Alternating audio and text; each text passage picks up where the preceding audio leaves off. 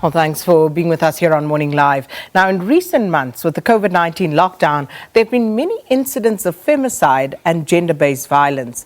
And according to the South African Depression and Anxiety Group, or SADAG, a second wave of crisis is facing the country, and that is the psychological impact of COVID-19 after the lockdown is over. SADAG also says that although it will affect both genders, women are more susceptible to this, and that this will play out in numerous socioeconomic disruptions. And to discuss this further, we are joined now by SADAG's Operations Director, Cassey Chambers. Cassey, good to speak to you once more. Welcome to Morning Live. Good morning. Thank you for having me. So during this lockdown period, Cassey, have you received a lot more calls from women than you ordinarily would have to date? So really interesting. We've been monitoring our calls throughout the beginning of lockdown, which was 5 months ago, and our call volumes literally doubled. We're getting over 1,400 calls every single day. And the majority of our calls are coming from women across the country who are dealing with all kinds of different issues. They're either calling in for themselves, they're not coping, they're really depressed, or they're worried about their children, their loved ones, their partners, their parents, their families. So the burden of care that women carry definitely impacts their own mental health, and they worry and they're anxious about the people around them. So yes, our calls definitely have increased from women. There's a lot of women who are just really struggling to cope during this difficult time. So what sort of calls have you been receiving as SADAG from women? You know, gender-based violence we've been talking about all month, especially that now that it is Women's Month.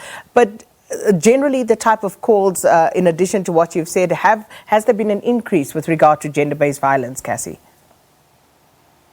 So interesting, the calls that we're getting are normally a complex number of issues. Yes, we're definitely getting calls from women who are experiencing trauma, gender-based violence, abuse, sexual assault, on top of a whole bunch of other things. And because we don't specialize in GBV, I'm sure that there's a lot more calls going to the GBV organizations. However, GBV, gender-based violence, even family conflict in the home impacts a woman's mental health. So we've been getting calls from women who are just really battling. They've lost their jobs, they've lost their income, they don't know how to look after their families. You know, calls that are phoning in saying, please, can you just help me get food for my children? Or I don't know what to do anymore, deeply depressed.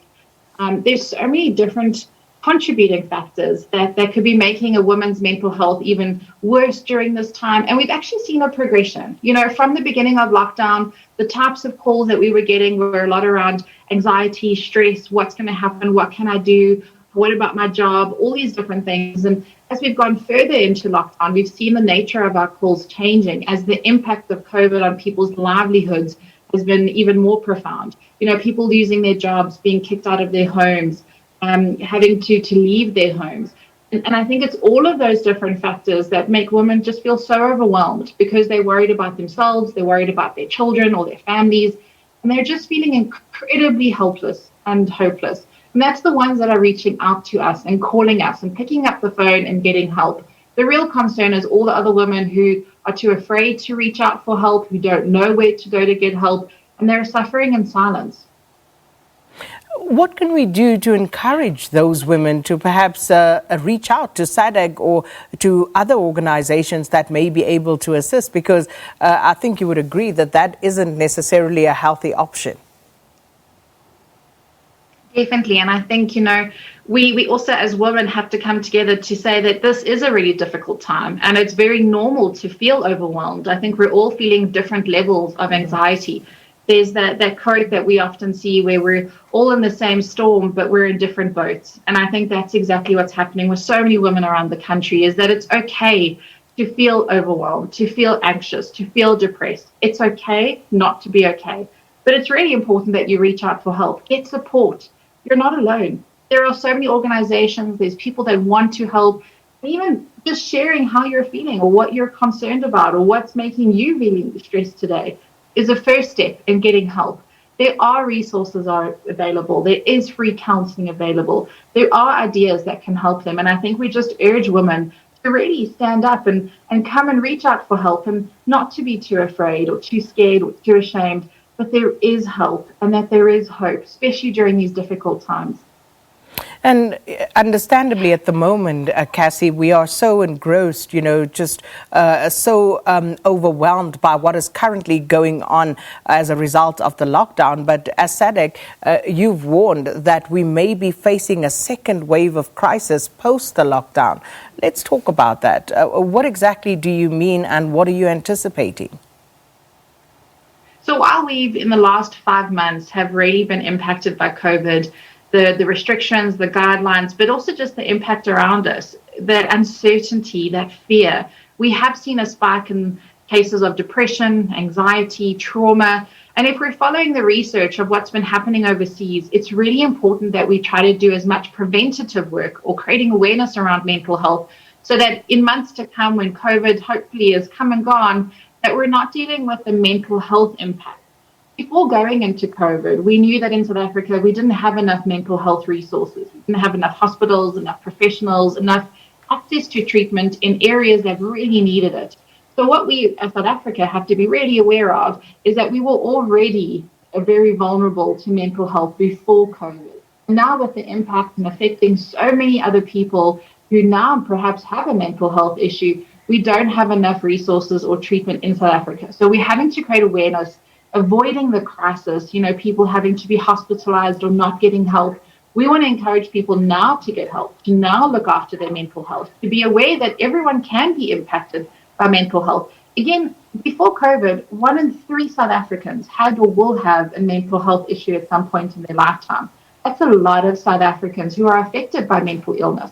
So it's important if we start doing things now for our mental health, seeking help now before there's a crisis, we can hopefully avoid having a surge on people accessing help from hospitals or needing to be hospitalized and that's what we're looking at, is we're wanting to get people help now before there's a crisis coming forward. Mental health impact is a lot longer lasting. That stays with us for a lot longer than just the COVID virus that we're dealing with now. So we have to make sure that mental health is also a priority and that we're looking after our mental health during this time so that we don't see a surge of increased depression, that people are not getting treatment later on because we know that South Africa doesn't have enough resources. So what we're trying to do at SADAG is to create awareness, encourage people to get help before it's too late, and making sure that they're doing things every single day. Every South African can spend 5 minutes a day looking after their mental health, especially during this crisis when we as a country are really feeling stressed, on edge, anxious, and unsure of what's going to happen tomorrow. It's really important that we look after our mental health today. And just finally, Cassey, looking at that post-lockdown situation, it's estimated that around 37% of all households in the country are headed by women, and women who look after not only their own children, but the children of relatives. They look after parents, extended families as well. With many people losing their jobs, again, as you say, we should be prepared. We should try to prepare ourselves for what is to come. But what sort of effect is this likely to have, and how can people prepare themselves for what is to come in that sense? There's some factors that we can't control, finances, employment. Those are the factors that are a little bit out of our control and actually impact us in a really huge way. For families, and especially women, to take on this toll, we really have to make sure that we help them with their anxiety, giving them coping skills, resilience skills. That could really help them to manage whatever problems they're going to be facing or dealing with in the future. So getting help now, talking about it, learning coping strategies, finding different resources and being prepared. If we have to use the analogy of what we did as a country to prepare for COVID, setting up our hospitals, making sure we had these restrictions, there was so much to go into the prep and our strategy. But do we have one for mental health? And this is what we're urging, whether it be within your household, within your family, or just you as yourself as a woman. It's just to look at what resources do I have available? What can I do today to help myself feel a little bit less stressed, making sure that I look after myself also physically so that I am here in weeks to come to take care of my family. It's those simple things. As women, we always are looking after everyone else around us.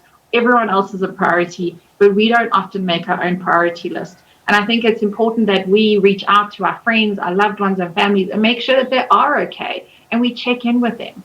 So for women who are anticipating what's going to be coming, and again, we're not entirely sure all the time, But it's really important that we look, what can we do? And we can look after our mental health in one way, one small way. And if we don't know how, then you reach out for help and you speak to someone who can help you and provide that support during this difficult time. Again, you're not alone and you don't have to figure this out alone. Is that there are resources and they are help for all sorts of things, from how to get employment, drawing up a CV, getting food parcels, getting counseling, getting support.